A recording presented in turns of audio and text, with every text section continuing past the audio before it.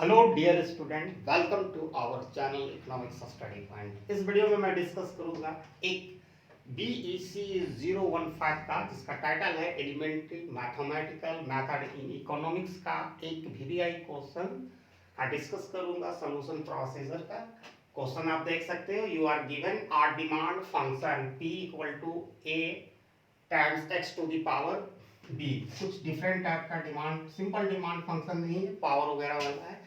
ठीक है, अब इसका क्या है, 3 क्वेश्चन का आंसर करनी है। ये 12 मार्क्स या 10 मार्क्स में पूछा जाता है। What is the marginal revenue. पहला क्वेश्चन क्या है, एमआर को कैलकुलेशन करना है, मार्जिनल रेवेन्यू। दूसरा है what is the elasticity of demand. Elasticity of demand का कैलकुलेशन करना है with the given demand function. और लास्ट में है under what condition given demand function can be unit elastic. मतलब elasticity of demand equal to 1 दिखाना है। Unit मतलब 1 इलास्टिसिटी का वैल्यू है, तो कौन सा वैल्यू होगा। तो 1 बाय 1 हम चेक करता है इस क्वेश्चन का। तो सबसे पहले एमआर हमको कैलकुलेट करना है। 3 चीज था, पहले एमआर करना है, उसके बाद इलास्टिसिटी ऑफ डिमांड निकालनी है, और तीसरी में under what condition given demand function can be unit elastic. तो एमआर निकालने के लिए हमको क्या करना पड़ेगा, टीआर का। एमआर इक्वल टू क्या होता है, डेरिवेटिव ऑफ टीआर, ठीक है, आउटपुट यानी एक्स के रिस्पेक्ट में। इसका हम डेरिवेटिव लेंगे टोटल रेवेन्यू का, किसके रिस्पेक्ट में, आउटपुट के रिस्पेक्ट में। तब हम एमआर यानी मार्जिनल रेवेन्यू कैलकुलेट कर सकते हैं। लेकिन हमको तो टीआर तो यहाँ कहीं दिख नहीं रहा है क्वेश्चन में, सिर्फ दिया गया है क्या, P दिया गया है डिमांड फंक्शन। तो TR के बराबर क्या होता है, P into x.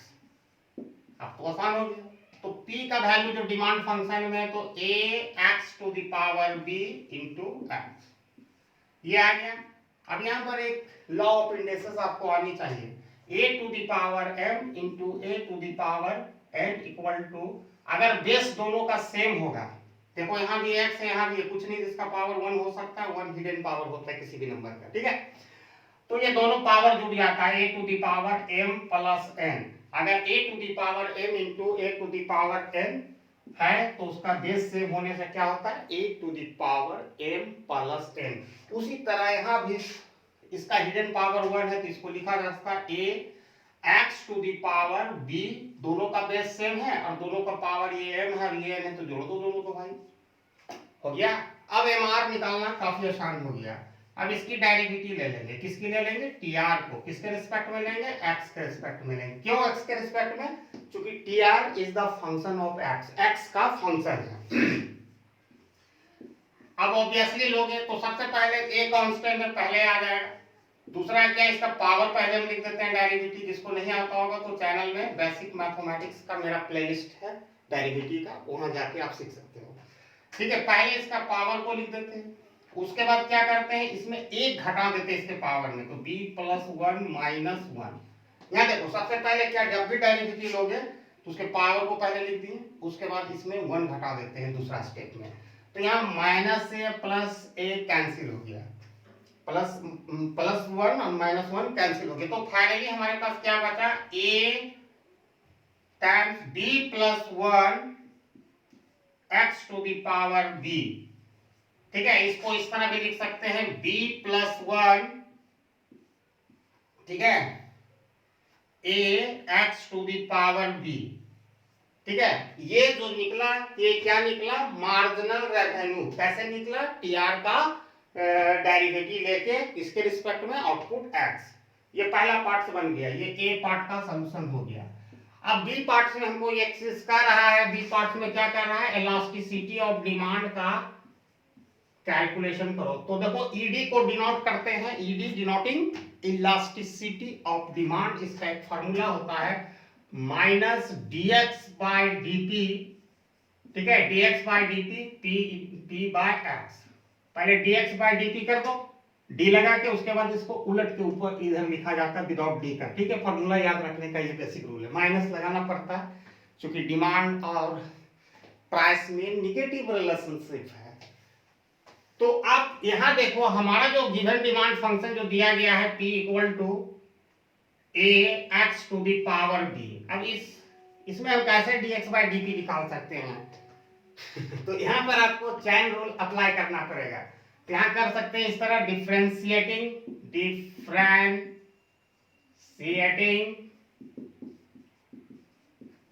of both side with respect to p।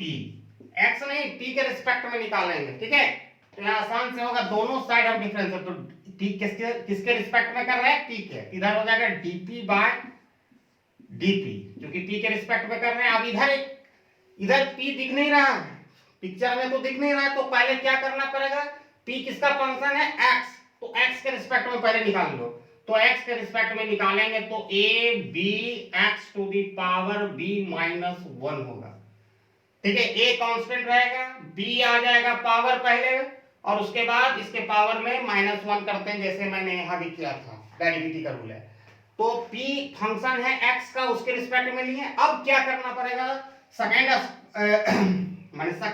जो स्टेप है, चैन रूल हम अप्लाई कर रहे हैं। तो पहले हम p को x के रिस्पेक्ट में किए, फिर x को p के रिस्पेक्ट में डेरिवेटिव करना पड़ेगा, ठीक है। तो ये मैंने किया। अब तो आराम से मैं इसका वैल्यू dx बाई dt निकाल लेंगे। अब यहाँ देखो, इसका हम डेरिवेटिव लेंगे तो 1 होगा। इधर क्या आया भाई, a b x to the power b minus 1 equal to dx by dt, ठीक है। dx बाई dt आ गया। आप ये टर्म इधर चला जाएगा, या क्रॉस मल्टीप्लिकेशन कर देंगे तो ये तो नीचे आ जाएगा डिनोमिनेटर में, a b x to the power b minus 1 equal to, ये इधर ही रह गया, ये वाला इधर जाके, इधर तो मल्टीप्लाई है तो LHS साइड में जाएगा तो डिवाइड हो जाएगा, इसलिए 1 से हो गया dx बाय dt। अब एक स्टेप है, आप यहां पर एक चीज और कर सकते हो, ठीक है। 1 a b x to the power b into x to the power -1, ऐसा कैसे लिखनी है। तो क्वेश्चन आपका लॉ ऑफ इंडिसेस में ये मान के चलो b -1, यही चीज है, ठीक है, यहां वाला लिख रहे हैं। तो इसको इस तरह लिखा जा सकता है ना कि x to the power b into x to the power -1। अब भाई यहाँ देखो, दोनों का बेस है, अगर दोनों को हम ऐड करेंगे तो ऊपर वाला आएगा कि नहीं, देख लो, ये एक फार्मूला है, ठीक है।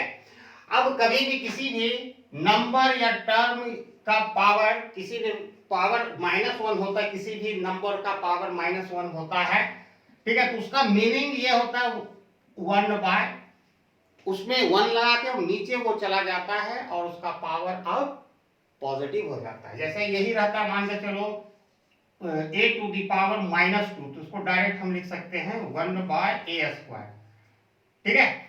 तो उसी तरह हम यहां भी तो लिख सकते हैं, इसको क्या लिख सकते हैं, 1 by a b x to the power b, ठीक है।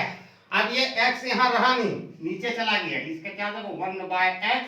तो फाइनली हमको जो फिगर मिल रहा है x by a b x to the, ठीक है, x to the power b, ठीक है। ये x चला गया न्यूमरेटर में और ये तो नीचे रह गया, ठीक है। अब हम लोगों ने किसका वैल्यू ये निकाला है, dx बाय dt। तो फाइनली हम लोगों ने dx बाय dt का जो वैल्यू निकाला है, यहां लिख देते हैं dx बाय dt। हम लोगों ने कौन वैल्यू निकाला है, ये निकाला है x by a b x to the power b। अब ये वैल्यू निकल ही गया है, तो अब हम आसानी से कैलकुलेट कर सकते हैं इलास्टिसिटी ऑफ डिमांड, जो बी पार्ट का सॉल्यूशन हम लोग चल रहा है अभी।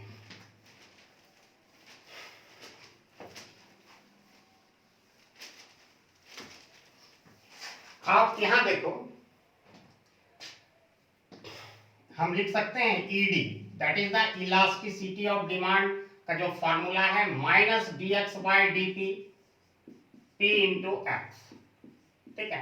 अब -dx बाय dt का वैल्यू हम लोगों ने क्या निकाला, वो निकाला है -x, ठीक है, a b, या हम b a लिख सकते हैं, कोई दिक्कत नहीं, आगे पीछे आगे पीछे कर दिए, इसको लिख सकते हैं या 2 into 3 लिखें या 3 into 2 लिखें, फर्क कुछ भी फर्क नहीं पड़ता, डजेंट मैटर।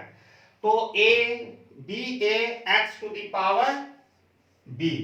अब यहाँ देखो p का वैल्यू क्या है, ये वैल्यू है a times x to the power b और x है। अब यहाँ देखो ये x cancel, x b cancel, a cancel, तो फाइनली हमको क्या बचा, -1/b। This is the elasticity of demand.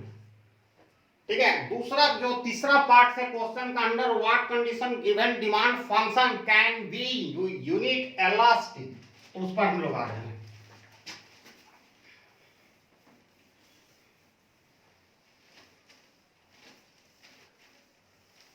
तो सी पार्ट का सीधे क्या मीनिंग है भाई, सी पार्ट का, किस कंडीशन में जो गिवन डिमांड फंक्शन दिया गया वो यूनिट इलास्टिक होगा। तो इलास्टिसिटी ऑफ डिमांड का वैल्यू 1 कर दो। अब इसका वैल्यू हम लोगों ने क्या निकाला, आप देख सकते हैं वहां पर।